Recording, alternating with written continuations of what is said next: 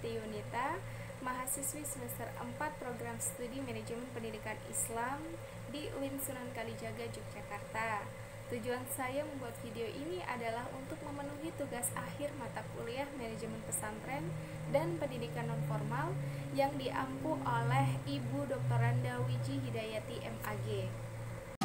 Langsung saja, yang pertama kita bahas tentang konsep dan tipologi pendidikan nonformal serta konsep pendidikan luar sekolah dalam Permendikbud nomor 81 tahun 2013. Pendidikan nonformal adalah jalur pendidikan di luar pendidikan formal yang dapat dilaksanakan secara terstruktur dan berjenjang. Pendidikan nonformal paling banyak terdapat pada usia dini serta pendidikan dasar, yaitu TPA atau Taman Pendidikan Al-Quran, yang banyak terdapat di masjid. Selain itu, ada juga berbagai kursus, diantaranya kursus musik, bimbingan belajar, les, dan lain sebagainya. Itu semua termasuk pendidikan nonformal. Berdasarkan tipologi pendidikan dibagi menjadi 3, yaitu pendidikan formal, pendidikan nonformal, dan pendidikan informal. Tadi sudah kita bahas tentang pendidikan nonformal. Selanjutnya saya akan sedikit membahas tentang pendidikan formal dan pendidikan informal. Mengapa tidak saya bahas semuanya? Karena di video ini saya fokus pada pendidikan nonformal. Pendidikan formal merupakan pendidikan yang diselenggarakan di sekolah pada umumnya. Jalur pendidikan ini mempunyai jenjang pendidikan yang jelas, mulai dari pendidikan dasar, pendidikan menengah, sampai pendidikan tinggi.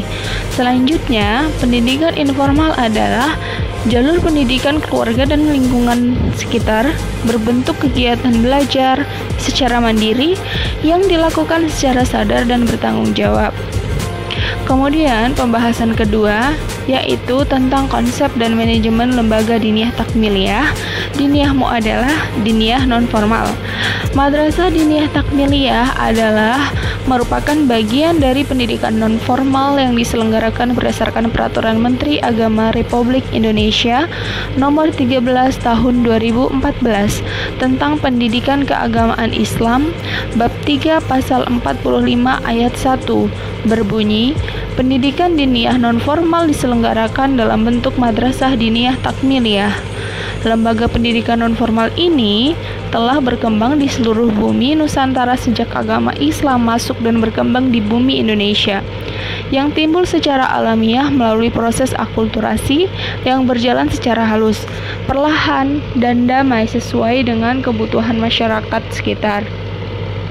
Pada masa penjajahan, hampir pada semua desa yang penduduknya mayoritas beragama Islam terdapat madrasah diniyah dengan bentuk yang berbeda-beda menurut versi kelembagaan masing-masing, sebab secara kebanyakan lembaga pendidikan nonformal tersebut merupakan swasta murni di bawah naungan suatu organisasi masyarakat yang ada.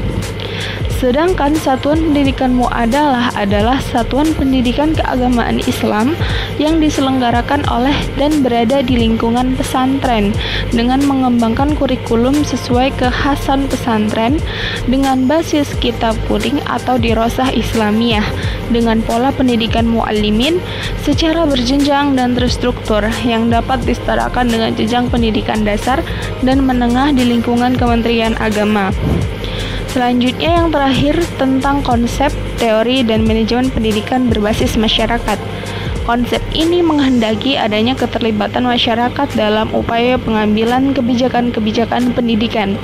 Pendidikan berbasis masyarakat merupakan pendidikan yang dirancang, dilaksanakan, dinilai, dan dikembangkan oleh masyarakat yang mengarah pada usaha menjawab tantangan dan peluang yang ada di lingkungan masyarakat dengan berorientasi pada masa depan. Dengan kata lain, pendidikan berbasis masyarakat adalah konsep pendidikan dari masyarakat, oleh masyarakat, dan untuk masyarakat. Setelah membahas ketiga materi tersebut, kita kaitkan dengan kebijakan new normal di tengah pandemi COVID-19 sebagai ragam sikap terhadap kebijakan bahwa para siswa, mahasiswa, serta santri belajar dari rumah. Hal ini pendidikan nonformal kesempatan dapat menunjukkan kekuatan atau strength, peluang atau opportunities, namun secara bersamaan menunjukkan kelemahan atau weakness dan ancaman atau threat. Seperti yang kita ketahui, dalam kondisi pandemi seperti saat ini, walaupun pemerintah menetapkan kebijakan new normal, akan tetapi tidak semua sekolah atau lembaga pendidikan membuka kembali sekolah tersebut. Oleh sebab itu, pendidikan non-formal menunjukkan kekuatan atau strength dengan belajar di rumah melalui online. Dengan demikian, secara tidak langsung, kondisi seperti ini juga memberi peluang atau opportunities bagi pendidikan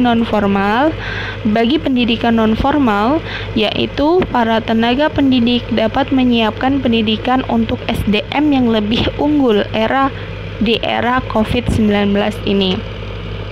Akan tetapi, secara bersamaan menunjukkan kelemahan, yaitu kurangnya pengawasan di rumah akibat sibuknya orang tua, sehingga tidak memungkinkan untuk mengawasi anaknya belajar di rumah secara maksimal. Mereka tidak merasakan pendidikan seperti yang ada di pesantren atau TPA atau lembaga pendidikan non-formal lainnya. Kemudian dapat menunjukkan ancaman atau threat pula bagi anak didik. Salah satunya, jika kurangnya pengawasan dan ketegasan untuk belajar dari orang tua, maka anak akan semakin malas untuk belajar, apalagi dengan kondisi yang memaksa para siswa, mahasiswa ataupun santri untuk belajar di rumah lebih lama. Demikianlah video yang saya buat sebagai tugas akhir mata kuliah manajemen pesantren dan pendidikan non-formal. Semoga dengan video ini tugas-tugas saya telah selesai. Terima kasih. Wassalamualaikum warahmatullahi wabarakatuh.